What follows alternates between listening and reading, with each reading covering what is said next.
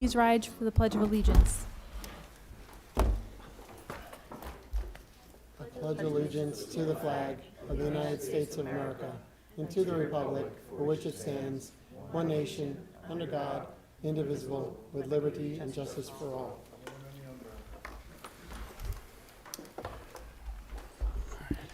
Can I get a motion to approve tonight's agenda? Megan, second Tom. Any discussion or questions? All in favor? 4-0. Okay, Mr. Poole, Superintendent's report. Good evening and thank you. Welcome, everybody.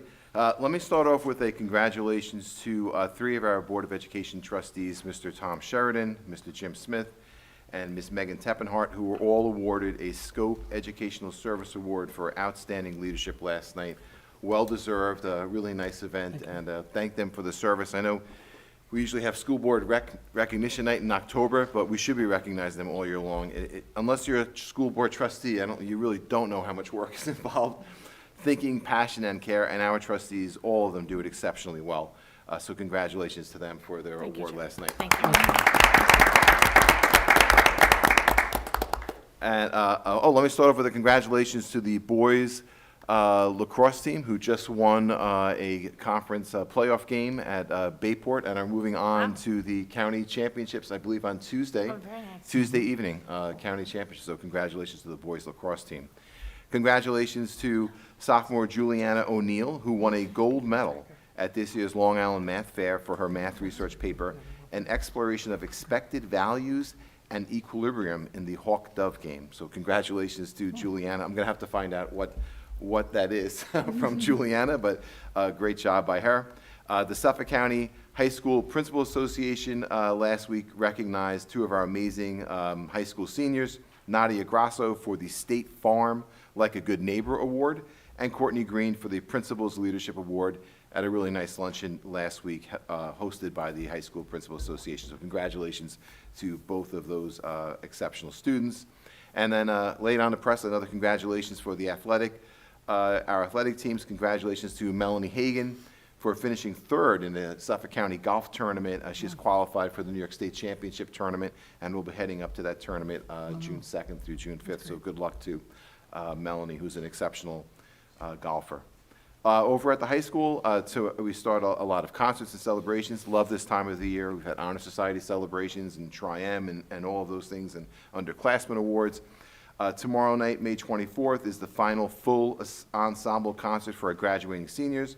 Our spring concert program will begin at 7:30 p.m. in the high school auditorium. Next Wednesday, May 31st, seniors in our select ensembles will perform for the last time, once again starting at 7:30 in the auditorium. And I have to say, the way they blended in the technology in the high school auditorium for the last couple of shows, it's really worth coming out, not only to hear the wonderful music, but to have the full experience of the auditorium.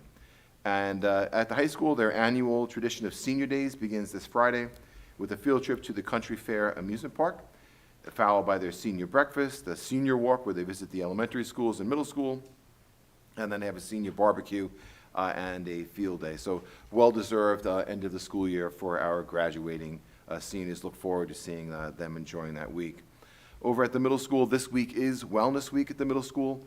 They are promoting a healthy lifestyle, so they have special fitness classes taught during gym, and healthy snacks are available to all students during lunch. Over at the middle school last week, the 7th and 8th grade music students took a field trip to see Wicked on Broadway.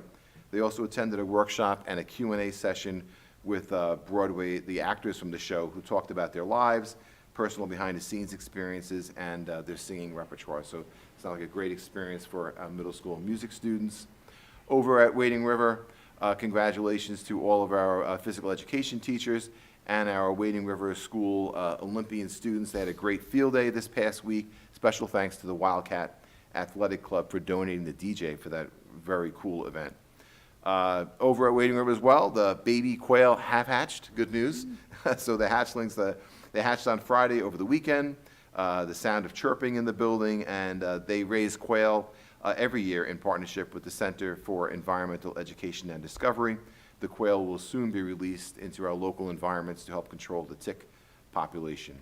And finally, at Wading River, really heartwarming. Second graders visited Wading River School last week, and they had a tour. They were welcomed into the building, as only Mr. Parinello can do it.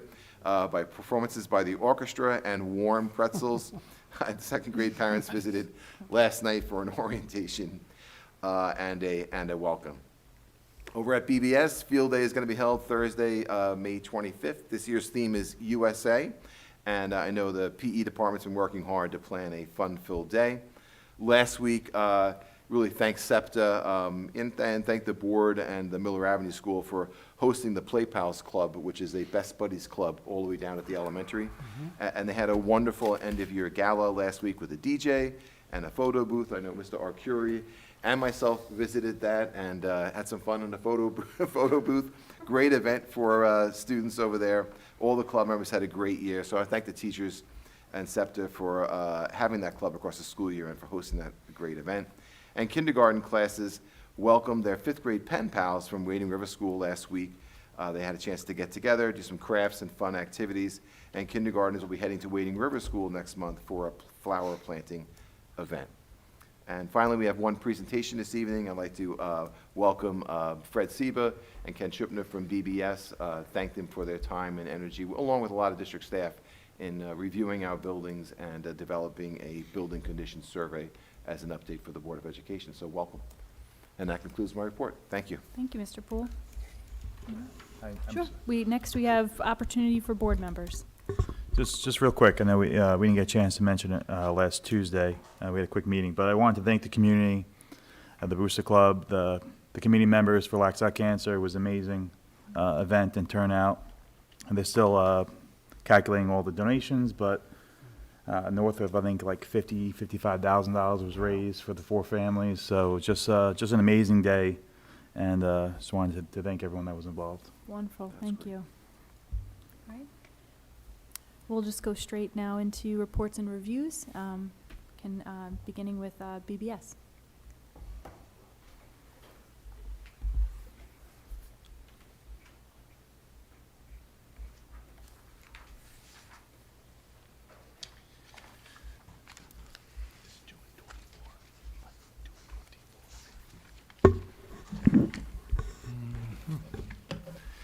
Well, good evening, everybody, and thank you for having us. My name is Fred Seba. I'm one of the partners and director of engineering at BBS.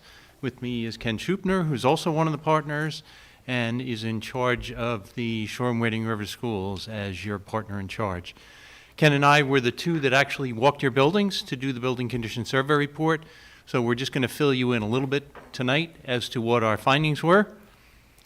Hopefully I got the right button. Okay, so the BCS is required to be done every 5 years by every school district in New York State. And the purpose is because they want the school districts to bring in an outside architectural engineering firm to take a look at the facilities to make sure that there aren't any major issues there, and also to help the school districts to do long-range planning. So this information, the building condition survey report, gets turned into a 5-year plan. That's something we haven't provided to the district yet. The building condition survey report is prepared.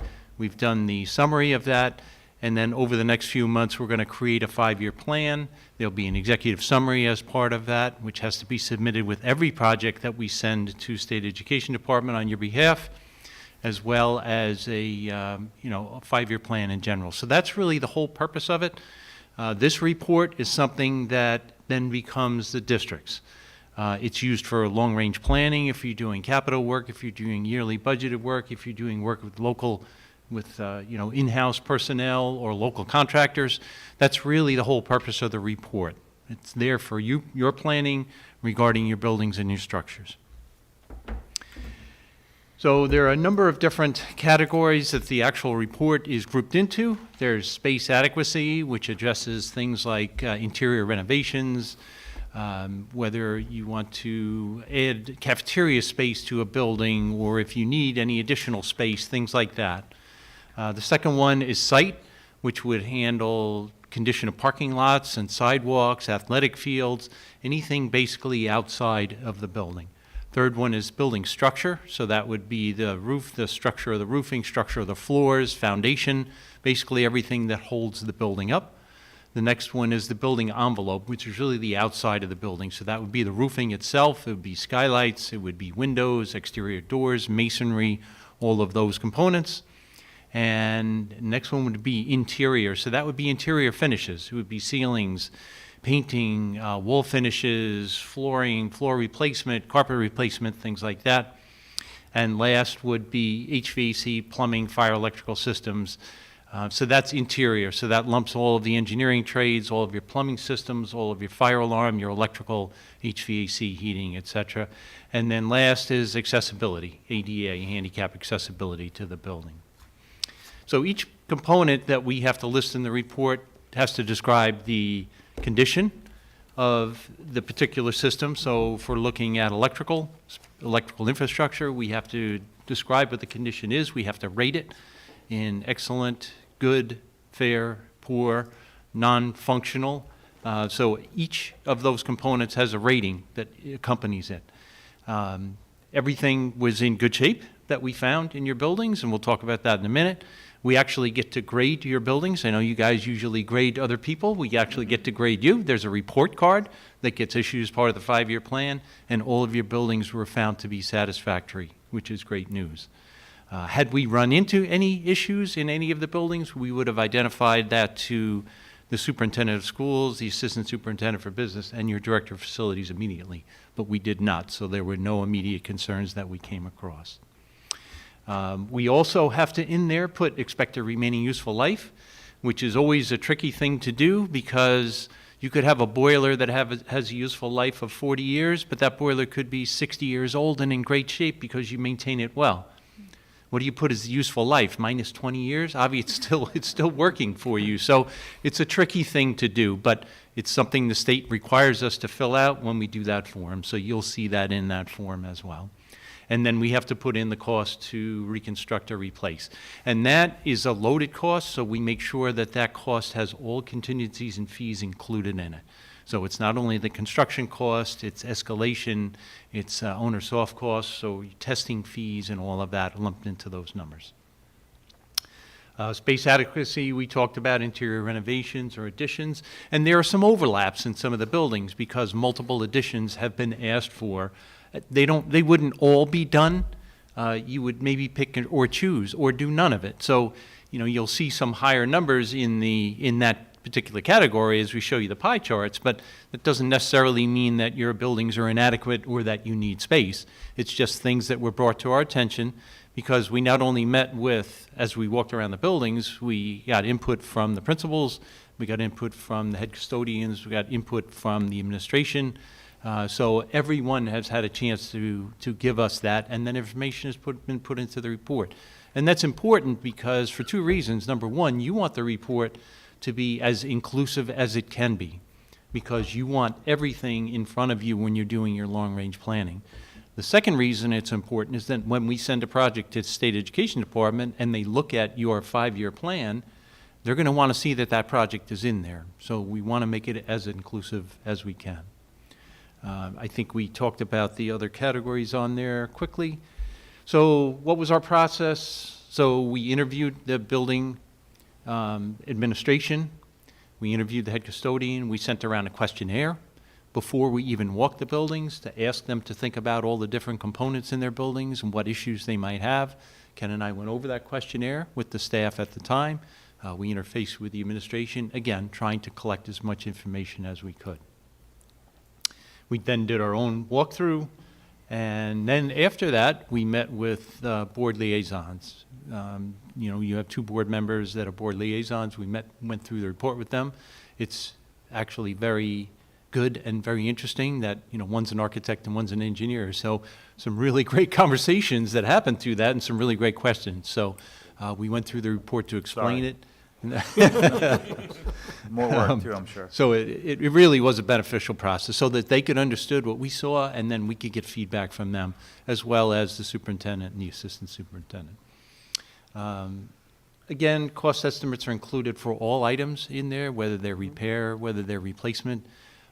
Everything's fully loaded and includes 1 year of escalation. So if we are going to do something 3 or 4 years from now, we are going to have to add some more escalation on top of it. For right now, until this report gets rebalanced, it's got 1 year included in there. Okay, I think that covers that. This is just basically, we create a description of priorities, which is how we assign things to years. So it's a 5-year plan. We have things in year 1 all the way up to year 5. How do we make those assumptions and those designations? It's based upon things like health and safety or code or security. You'll find a lot of things like that will be in year 1. They're not necessarily items that have to be done. So there are some security measures the district asked us to put in the report. They're not mandated by code. It's just something the district has been thinking of and wanted to see in the report. So you'll see things like that in there. Priority 2 is typically structural components that are problematic that we feel need to be looked at. Again, nothing failing, no urgent issues, or we would have identified that immediately. But just things that, I don't know, I'll say a roof leak, for example. Over time, you want to make sure you take care of that sooner rather than later because it's not going to get better, and then you could develop other issues as a result of that. Priority 3 talks about things like facilitates a basic program of service. So sometimes educational components will be in there. If you need something done to the building in order to incorporate a new program educationally that you're thinking of, that would fall into either priority 2 or priority 3. 4 is non-progressing deterioration of the structure, and 5 is really more aesthetic type things, painting and things like that. Oops, sorry. I don't know how I get back. Let's see if I can get back. I can't get back. Okay, I skipped over that page. So the page that I skipped over basically was just a, oh, there we go. It's just a sample of the questionnaire, and also the BCS form. So you can see on the left-hand side, that's what the form looks like. It's a 48-page form. It's very user-unfriendly. It's very tedious. So what we do is we then categorize that and group it and summarize it in facility estimated expense forms, which are much more user-friendly. It gives all of the items for that particular building in year order. You can see all of the costs in the right-hand column, much more user-friendly document. So just a quick overview of the buildings as we saw them.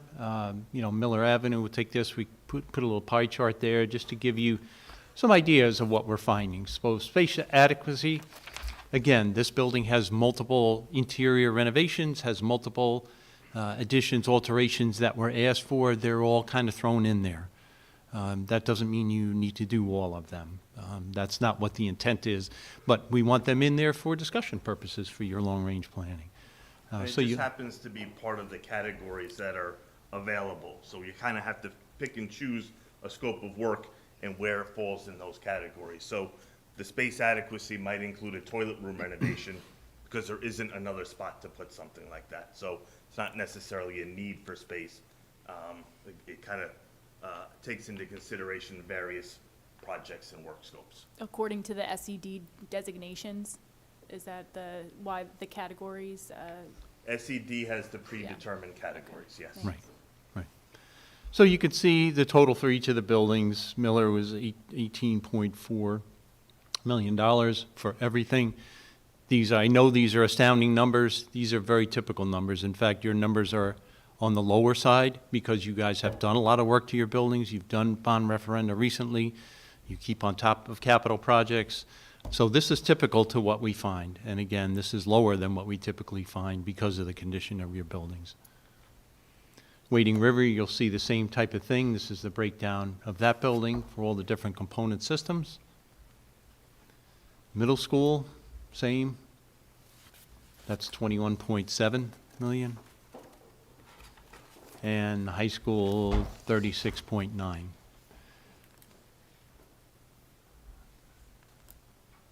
Okay, so this is the wrestling center, maintenance building. Again, 263,000. Obviously, you've done a lot of work to that building recently. There is not a lot that needs to be done there. Most of it's site-related work on that building that we were looking at. And Briarcliff, so the way we looked at Briarcliff is that it's not a functional school building right now, but the way we looked at it is if the district were to want to reoccupy that school building as a school, there are a number of systems that would have to be reinstituted.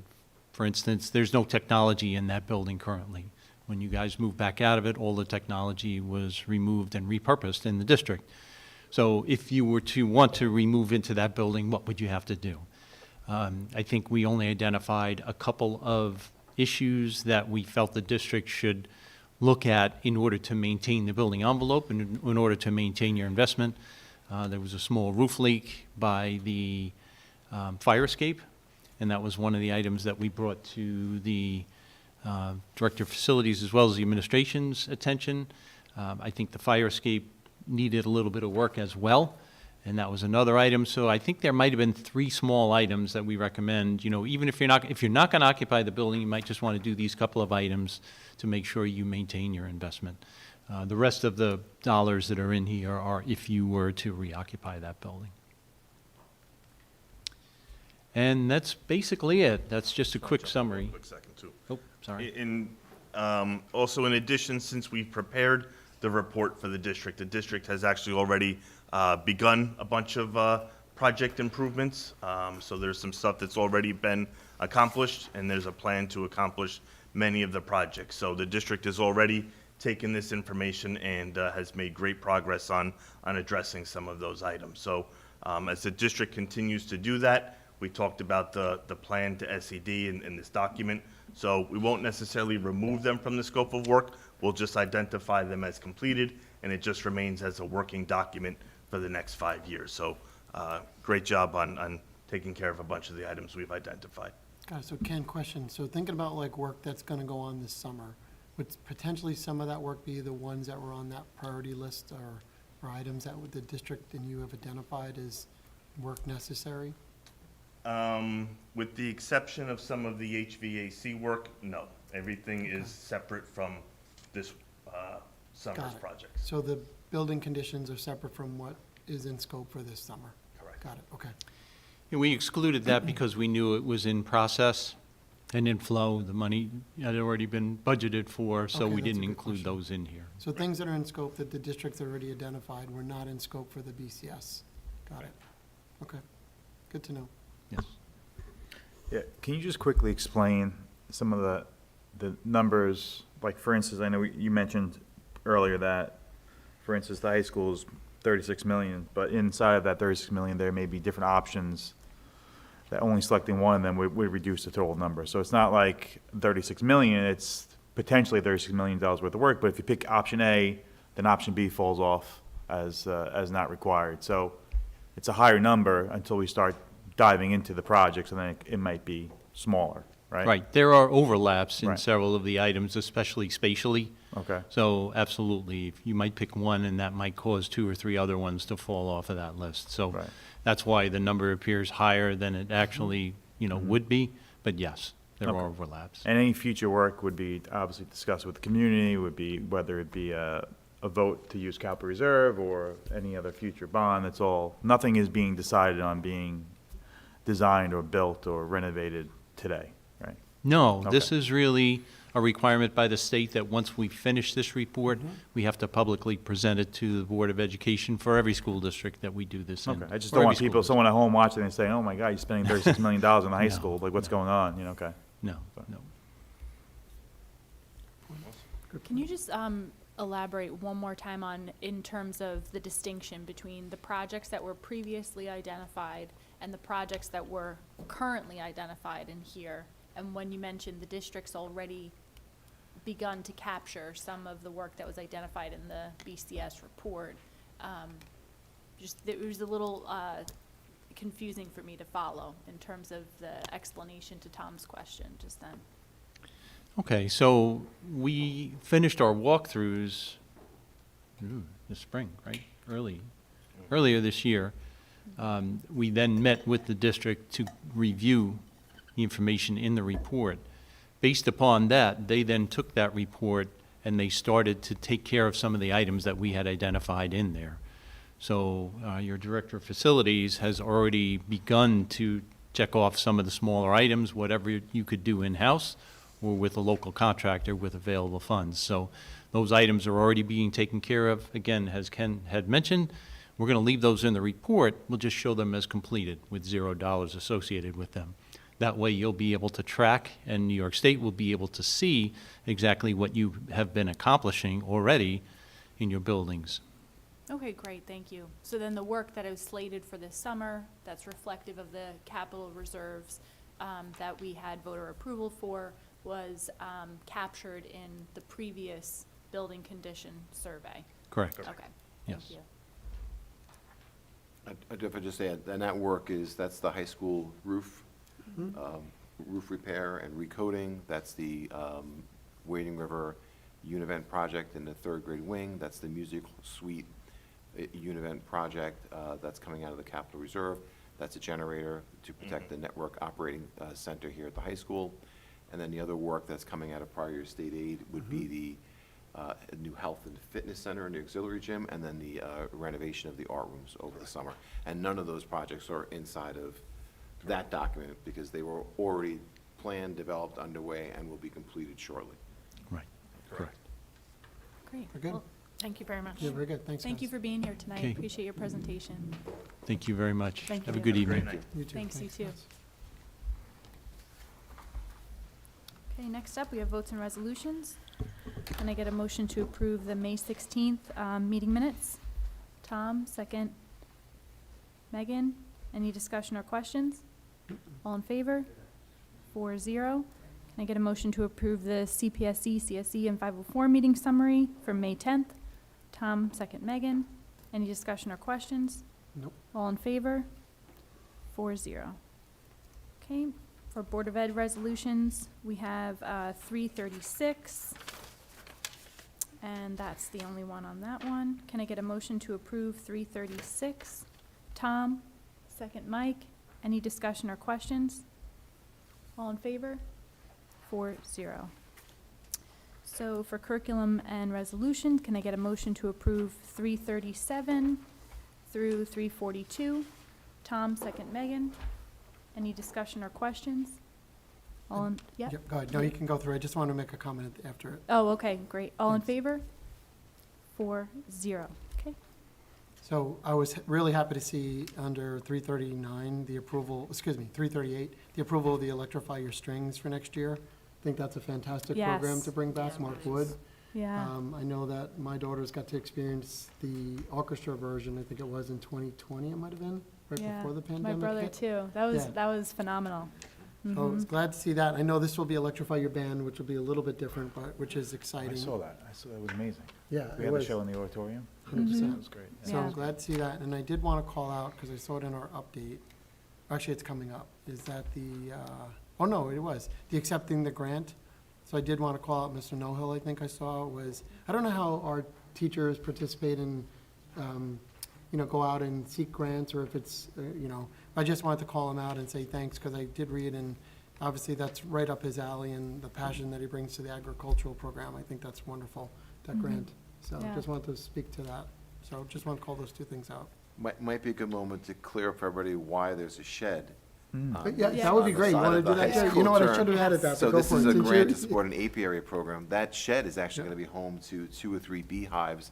So the Future Farmers of America Association here at Shoreham-Wading River, only one of 2 high schools on Long Island that have that designation, along with our Long Island sustainability teachers, are going to begin an apiary program here at the high school next year. So very exciting.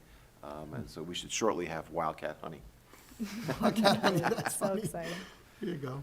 No, I Good. think that's great. So I just want to call those two resolutions out. Yeah, thank you for calling that out. Appreciate it.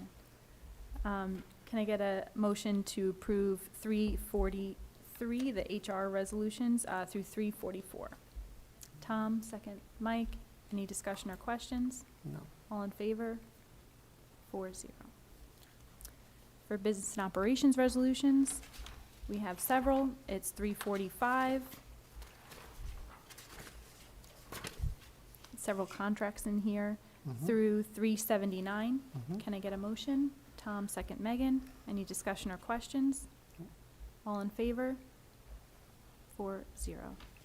I just want to add that I'm happy to see that the district is still hosting Long Island Championship games for soccer and track. So it's nice to see. We always get so many compliments when we're down there, how great the facilities are. So it's nice to see that the county recognizes us and we're able to host those events. Yeah, well sought after. We have great facilities, and it's a great spot for county championships. Every now and then, we have a home game as a result of the Yes. county championship. That'd be Yeah, great. That is exciting when that happens. I agree with you, Mike. I think that's great that we're recognizing for our facilities and having those contests held here. I did want to add as well, I did see tonight that we are approving for the RISE program some updates. I don't know if, Mr. Poole, you want to take a moment on explaining that, but I was excited to see what we're doing in that classroom. So I think that's fantastic, what's coming up there. I don't know if you want to speak. to Sure, that. I know the RISE class has been on our radar for a little while. We did receive some ARP, American Rescue Plan IDA funding. We had some additional funding in some of the special education grants and some general maintenance funding. And I know that Mr. Rossini met with Ms. Von Eschen and the teachers, and they have a plan to remove the casework, take care of some of the flooring, do some of the ceiling, and really renovate that space. We have some new appliances in there last year, so it's going to really bring the space up to a modern setting. So it should look great, and it's a great program. It should really benefit the students. So thank Mr. Rossini and Ms. Von Eschen for their work. Great part about it is that a lot of it's coming out of grant funding to get that room done. So 100%. Very good. Thank you. Can I get a motion to vote on tonight's personnel agenda? Tom, second Megan. Any discussion or questions? No. All in favor? 4-0.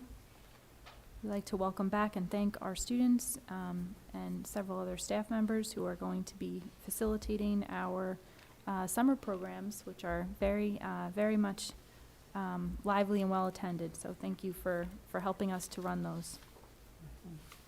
Okay, any additional comments from residents? No? Can I get a motion to adjourn tonight's meeting? Tom, second. Mike? All in favor? 4-0. Okay, good night, everyone. Thank you. Thank you.